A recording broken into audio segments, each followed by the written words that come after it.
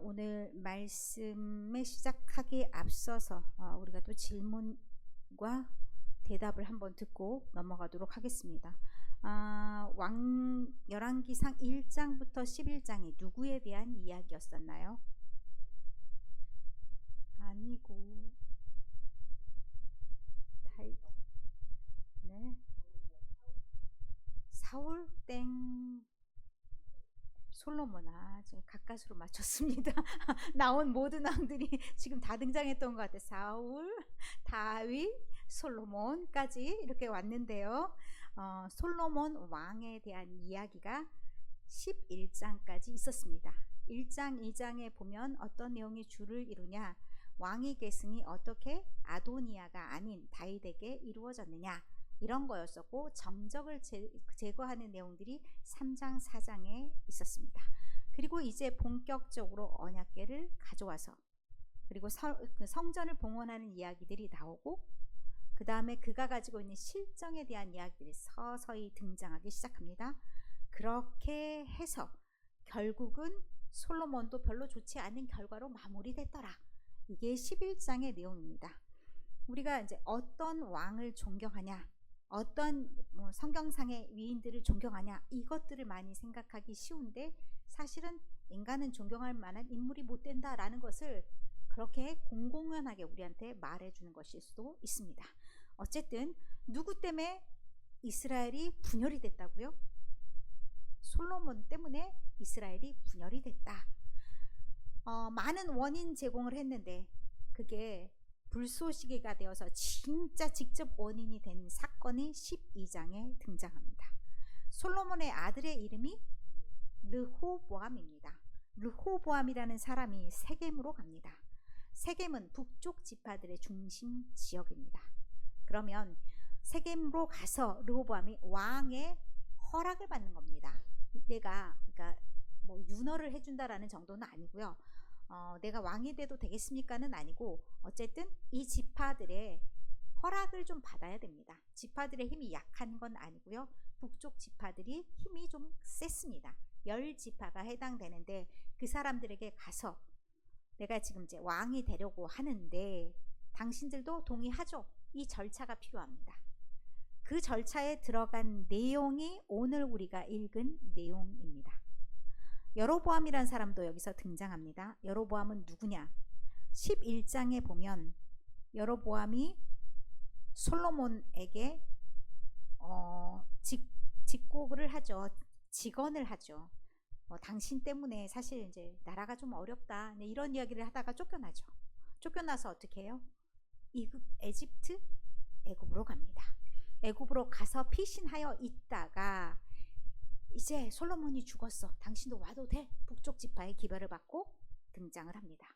여로보암이 그래서 그 북쪽 지파의 대표들과 함께 이 르호보암에게 질문지를 가지고 나타납니다. 어떤 질문을 하냐? 4절의 말씀을 읽겠습니다. 왕의 아버지가 우리의 멍에를 무겁게 하였으나 왕은 이제 왕의 아버지가 우리에게 시킨 고역과 매운 무거운 멍에를 가볍게 하소서. 요청이죠. 이 요청이 받아들여지면 우리가 당신을 왕으로 삼고, 아니면 우리 좀 생각 좀 해보겠어 라는 뉘앙스입니다. 이게 요청이 딱 들어졌으면 이것을 바로 받는 것도 있겠지만 생각 좀 해볼게도 있죠. 생각 좀 해볼게였습니다. 생각 좀 해볼게 라는 건데, 두 부류의 사람들을 만나서 이야기를 듣습니다. 일명 소장파도 있고 원로들도 있습니다. 원로들이라는 것은 나이만 많은 게 아니라 경험치가 있는 거죠. 궁중생활에 대한 경험치, 정책도 같이 만들어 본 그런 경험치가 있는 솔로몬의 사람들이라고도 할 수 있습니다. 그 사람들에게 의견을 듣습니다. 의견을 듣는데 이러이러한 제안이 들어왔어. 그랬더니 이 사람들이 말하기를, 그러면 원하는 대로 해줘라. 그러면 당신의 백성들이 되지 않겠느냐. 근데 르호보암의 뜻이 뭐냐면 백성이 많아진다, 백성이 커진다라는 뜻을 가지고 있습니다. 르호보암이 사는 방법이 이름 안에 들어가 있다는 얘기입니다. 백성이 많아지기 위해서는 어떻게 해야 됩니까? 이 안을 받아들였어야 합니다. 그런데 르호보암은 이 말이 탐탁치 않아서였는지 아니면 다른 사람들의 의견을, 더 친숙한 사람들의 의견을 받고 싶었는지 그건 알 수 없으나 자기와 같이 자란 사람들, 일명 소장파죠. 아직 그런 경험은 많지 않으나 나랑은 친한 사람들, 그런 사람들을 다 오라고 합니다. 그 사람의 의견을 듣습니다. 이 친구들의 말은 말도 안 돼. 당신의 아버지가 고역을 무겁게 했다고? 앞으로 할 일이 얼마나 많은데 우린 더 많은 일들을 해야 될 거거든. 그러니까 이 사람들이 많은 일에 동원도 돼야 되고 세금도 많이 내야 되고 이건 당연한 거야. 이렇게 말을 했을 겁니다. 오늘 우리가 읽은 말을 그대로 했다는 건 조금 과한 표현이 아닐까요? 그렇게 이제 내용은 그런 건데 포장을 적절히 했으리라 생각합니다. 그렇게 해서 떡하니 이야기를 듣고 나서 판단은 누가 해야 됩니까? 르호보암이 판단을 해야 되죠. 책임진다라는 것은 자기가 선택에 대한 책임은 본인이 져야 됩니다. 그래서 리더가 어렵다는 겁니다. 르호보암이 그 말을 다시 다 듣고 이제 이 사람들한테 3일 만에 오라고 했으니 그 사람들과 만나게 됩니다. 그리고 그 내용을 어떻게 얘기하냐? 자기하고 친한 사람들의 얘기를 듣게 됩니다. 그 소장파, 흔히 말하는 소장파의 의견을 듣고 그 사람들이 말한 대로 전달합니다. 그렇게 되면 결과가 어떻게 일어날지는 뻔하게 됩니다. 왕의 말을 듣지 않으니까 여호와께서 사람을 보내십니다. 여러분이 예언자나 선지자가 많이 있다, 그런 상황을 유심히 보시면, 또 큰 예언자가 있다라고 유심히 보시면 그때는 살기가 너무 힘들고 하나님의 법이 통용되지 않았던 시대다, 이걸 알 수가 있습니다. 지금 이때 떡하니 아이야라는 선지자가 등장을 합니다.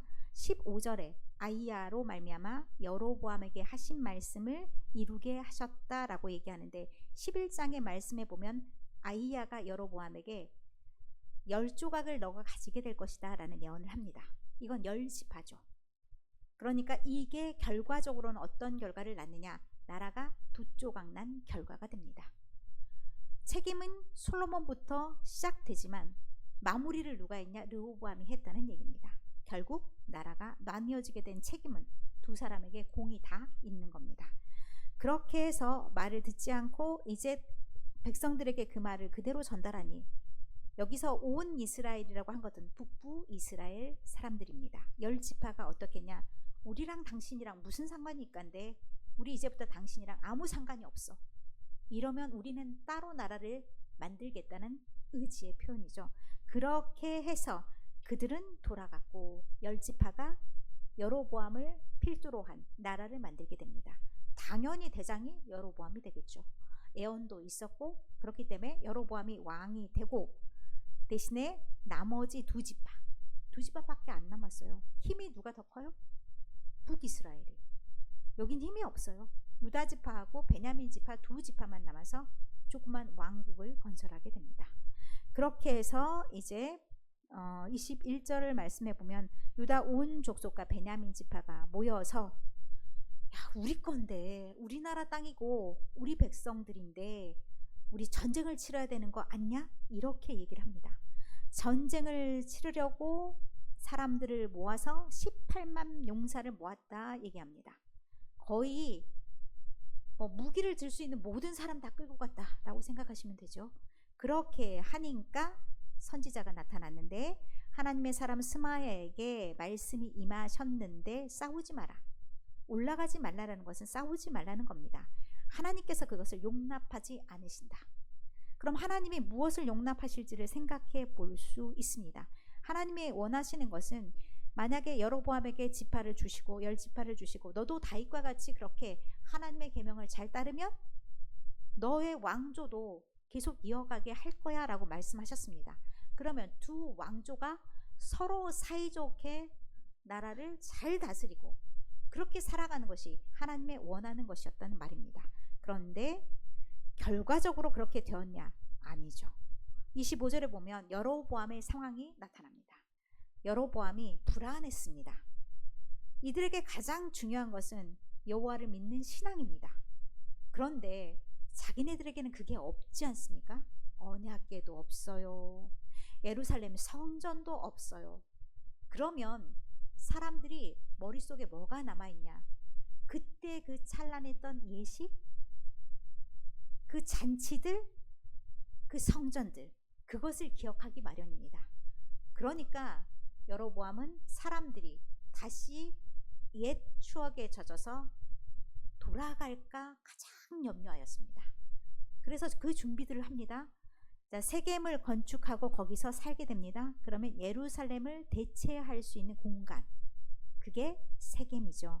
그리고 그 다음에 또 무엇을 하냐? 28절에 보면 두 금송아지를 만들었다 얘기합니다. 종교적인 도시를 두 곳에 나누어서 만들었는데 하나는 베델에, 하나는 단에 둡니다. 베델과 단에 두어서 사람들이 예배하고 싶을 때 멀리 가지 마, 예루살렘까지 갈 필요가 없어, 여기에서 지금 예배해도 돼, 이렇게 하는 겁니다. 자, 장소가 생겼습니다. 그러면 거기에서 아무나 가서 예배 드린다고 예배 드려지지 않죠. 옛날에는 제사를 드리는 제사장이 필요했으니까 제사장 업무를 누군가는 해야 되죠. 남쪽에 있는 사람들 끌어다 쓸 수가 없습니다. 자칫 잘못하면 사람들 싹 끌어갈까 염려되기 때문에 전혀 제사장 가문과 상관없는 사람들을 세웁니다. 그래서 제사장 사람들을, 어떤 사람들을 세우냐? 보통 백성, 그러니까 제사하고 전혀 관련이 없는 그런 백성들을 제사장으로 세웁니다. 그리고 하나 더 합니다. 보통 7째 달 15째 날이 장막절, 추수감사절로 드려지는 수장절이기도 합니다. 절기를 바꿉니다. 절기가 똑같은 날 그렇게 되면 그 기억이 다시 되살아납니다. 아, 그날 그랬었지, 이런 마음이 생길까봐 날짜를 아예 바꿉니다. 그러면 무엇을 어긴 겁니까? 하나님 말씀하셨던 장소도 어긴 거고, 하나님 말씀하셨던 우상숭배 금지도 어긴 거고, 하나님이 말씀하셨던 제사장 가문은 이어가는 것도 어긴 겁니다. 기본적으로 근본을 다 흔들어 버리는 그런 개혁을, 일종의 종교 개혁이죠. 종교 개혁을 단행한데 방향이 상당히 잘못된 방향으로 가게 됩니다. 이렇게 되면 우리가 이제 궁금해지는 게, 이렇게 하고서도 살아남을 수 있을까? 이런 질문을 하게 되는 거죠. 왜? 하나님이 여로보암에게 말씀해 주셨습니다. 하나님의 명령을 따라 행하고 하나님이 원하신 대로 살면 너의 지위도 그리고 너의 후손들도 왕위에 계속 있게 된다 말씀하셨는데 다 어겼잖아요. 다 어기면 어떤 일이 일어날 것인가? 이것을 13장에 얘기합니다. 하나님의 사람이 베델에서부터 왔는데 여로보암이 제단 곁에 서 있었다. 그래서 제사를 드리고 있었다 얘기합니다. 자기 방식대로 예배를 드리긴 드렸어요. 그런 예배를 드리고 있었을 때 그가 예언하면서 말합니다. 여기 후손들이, 요시아라는 후손이 앞으로 생길 거다. 그 후손이 나타나서 산당 제사장들을 다 제물로 바칠 것이다. 그리고 사람의 뼈는 내 위에서 사를 것이다 라고 말합니다. 그러면 이 산당이 다 훼손될 것이다, 다 없앨 것이다 라는 얘기입니다. 특정한 요시아를 이름하면서, 요시아 때는 사실 북부 이스라엘은 살아남지 않았습니다. 그리고 남유다에서 북부 이스라엘도 관여하는 일들이 있는데 종교적인 일에는 그렇게 관여하고, 이 북부 이스라엘은 아시리아에게 멸망당하는 일을 경험하게 됩니다. 이런 일들을 예고하면서 지금 베델에 있는 제단, 그 제단을 재가 쏟아질 것이다, 제단이 갈라지고 쏟아질 것이다 라고 예언합니다. 이게 올바르지 않다라는 것을 그 말씀 속에 담고 있습니다. 그때 여로보암이 손을 딱 펼쳤는데 손이 말랐다, 특별한 질병이 생기게 되는 상황을 얘기합니다. 그렇게 되니까 이 사람도 놀라고 하나님의 사람은 이제 말씀대로 되어진 것을 경험하게 되는 거죠. 그리고 왕이 자기를 위해서 기도해 달라는 당부를 합니다.